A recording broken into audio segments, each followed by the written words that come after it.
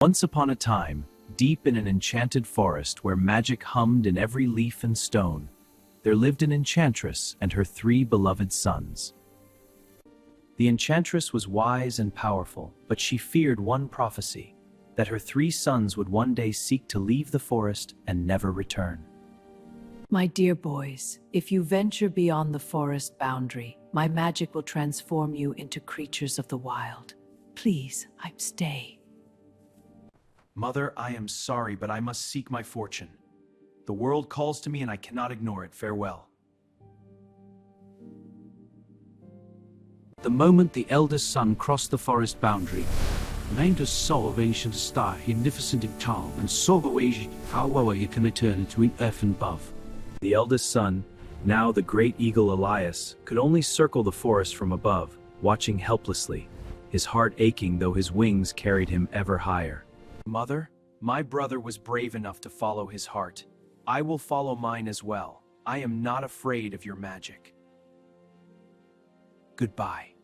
The second son crossed the boundary at the river's edge and was instantly transformed into an enormous whale who plunged into the deep waters and swam away to the distant sea. Only the youngest son, Aldrich, remained. Unlike his brothers who had rushed away, Aldrich had heard of a princess named into plan.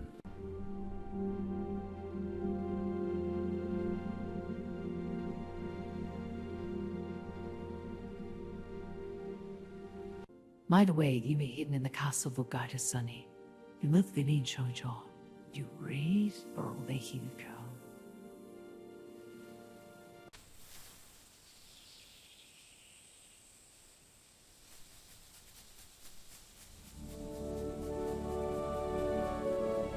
Act 2, the journey begins.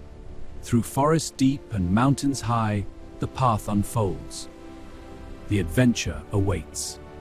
And so Aldrich set out alone on his great quest, stepping beyond the forest boundary with courage in his heart, feeling the morning breeze carrying him forward toward an unknown destiny.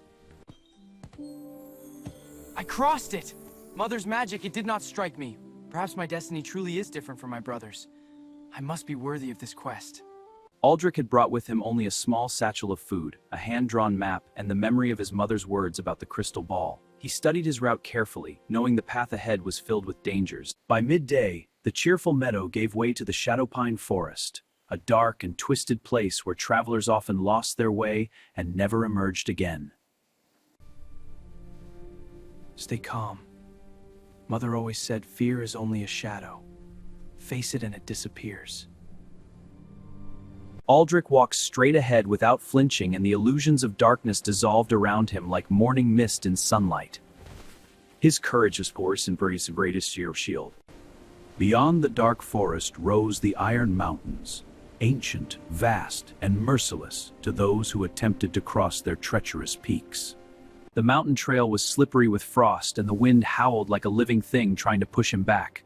But Aldrich climbed steadily, step by careful step, never looking down. Made it. I actually made it to the top. Keep going, Aldrich. You are halfway there. At the summit, for one breathtaking moment, that somewhere in his lineage he could see the faintest shimmer of golden light that might be the castle of the golden sun. That night on the mountain, Aldrich sheltered in a shallow cave, warming himself by a small fire and thinking of his brothers, the eagle and the whale, wondering if they could somehow that he was coming for them. On the second morning of his mountain crossing, Aldrich noticed a massive bird circling overhead, far too large to be any ordinary eagle. His heart quickened with sudden hope. The great eagle Elias plummeted from the sky like a golden thunderbolt. Lenny could not speak in human words. In a rush of wind, he told that he would. Elias? Brother, is it really you? I have come to find the crystal ball and free you and Finn from Mother's enchantment. I promise I will not fail you. You're knowing that yes, you go all good fully. Following him that he bowed at the so long and feathered father, waiting for this moment. You are offering to carry me across the mountains? Oh, Elias, you brave, wonderful brother. Either one of the these was birds of prey in the Noro. something that lies them benefits like this thing. Others, the super was sword the bottom out is a sword both smooth, but if they went and think at all. The cold, clean mountain air rushing past them like freedom itself. This is incredible! Brother, you are magnificent! I can see the whole world from up here! I can see everything! I will free you from this, I swear it! Elias carried Aldrich safely over the entire Iron Mountains and began to descend toward the Valley of Tides, where the sea met the land and where, somewhere in those deep waters, Finn the Whale Brother waited. Elias, I cannot thank you enough. I will come back for you. When I hold the crystal ball, you will be yourself again. I promise. My word as your brother. Before Ba was him go new fire burning in division the assessor one. He's line of fire like sending fire and emotional intelligence. That ancient peace and interpreted as wisdom and loyalty. Now Aldrich stood at the edge of the great sea, searching the waves for any sign of Finn, his second brother, the whale, swimming somewhere in those vast deep waters. From the depths of the sea rose Finn, so large his shadow darkened the water for 50 meters around him, so gentle that even the seabirds landed fearlessly on his back as he surfaced. Finn's great eye found Aldrich on the shore, and a trembling ripple of recognition passed through the enormous whale's body. He had been waiting.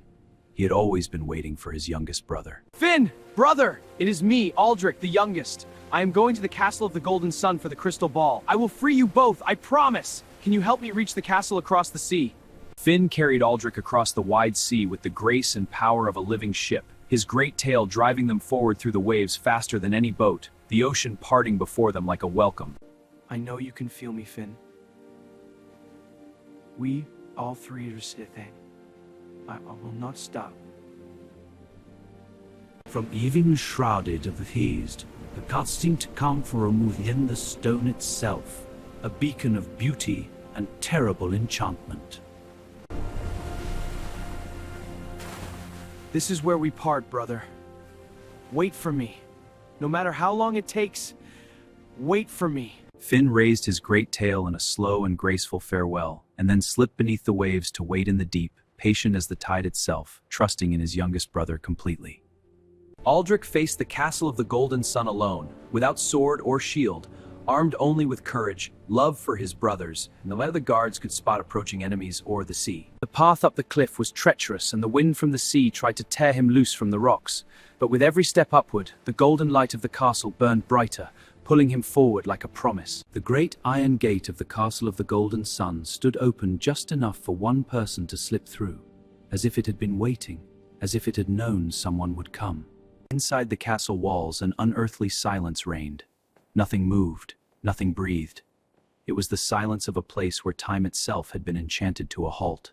In the arena at the castle's heart, Aldrich found the Enchanter Alakard, ancient and cold as the winter stone. Another foolish young hero. How many have come before you and never left? Beyond that gate goes all the mind and in Freya. I have crossed enchanted forests, climbed frozen mountains, across sea on the back of my brother the whale, both. By the way, though both fake immaterial person wisdom can overcome. The wild bull of the Golden Sun Castle exploded from the gate like a living thunderstorm. Black as blazed by its ivory horns catching the gold light of the courtyard walls. The bull's massive horns slicing the air so close he felt the wind of it against his cheek. He could not fight it directly. He had to be faster, smarter, bolder. 3 times the bull charged, and 3 times Aldrich dodged, each time pulling the beast further from the iron gate, tiring the enchanted creature, wearing down its wild fury with intelligence rather than strength. In a burst of misery, pockets would be starting grab a winding, wrestling with your its chill. By the way, continue to traditional bull leaping practice limit when people and breathe as old we know. The fire in its eyes softened. The beast, in his symbols, what beast there was, wild fury drained away. Through the iron gate lay a passage of breathtaking beauty, every stone carved with stars and celestial maps, as if the castle builders had mapped the entire night sky onto its inner walls as a guide for those pure of heart. The crystal ball. It is real. It is truly real. After everything, here it is. The moment Aldrich's hands closed around the crystal ball, light exploded outward like a sunrise. So brilliant and pure it seemed to wash away every shadow in the castle.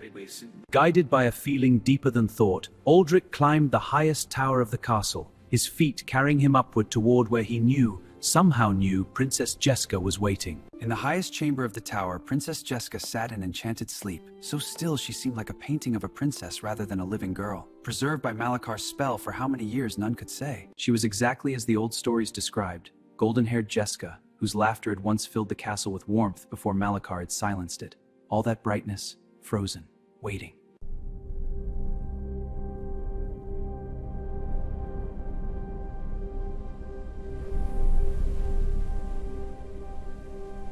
You dare touch the crystal ball! Give it to me, boy! You have no idea of its power! You will only destroy yourself!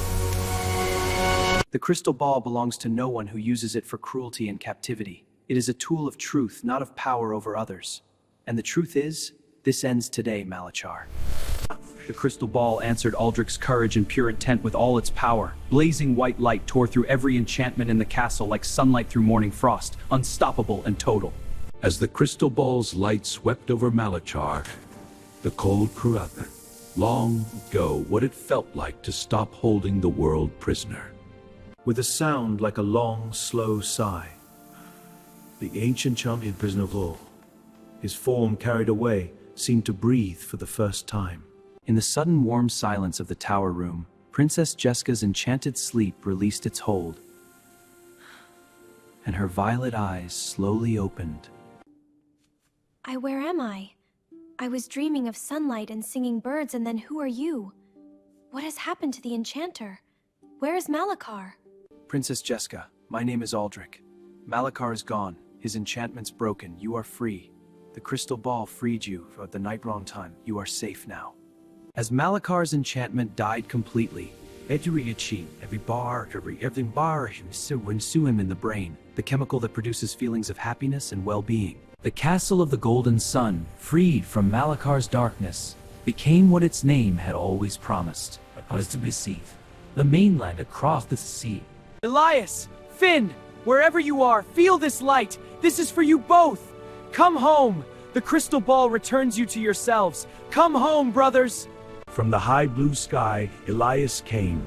The crystal balls were like Staven and Molly Zone, and with a sound like chiming bells, the transformation began. The crystal ball's light rewrote the enchantment that had bound Elias for so long. Feather by feather. Metamorphosis. Eat the bilasm for us and fry. Elias, you are back. You are really back. Look at you. You are yourself again. I told you I would not stop. I promised. From the sea below the cliff, Finn felt the crystal ball's call in the deep water and rose to meet it into human laughter. The bestowals thrown to the woman's he lost, and Modric had crossed forest, cedar from the woman's land. I turned into your work's magic. Good night.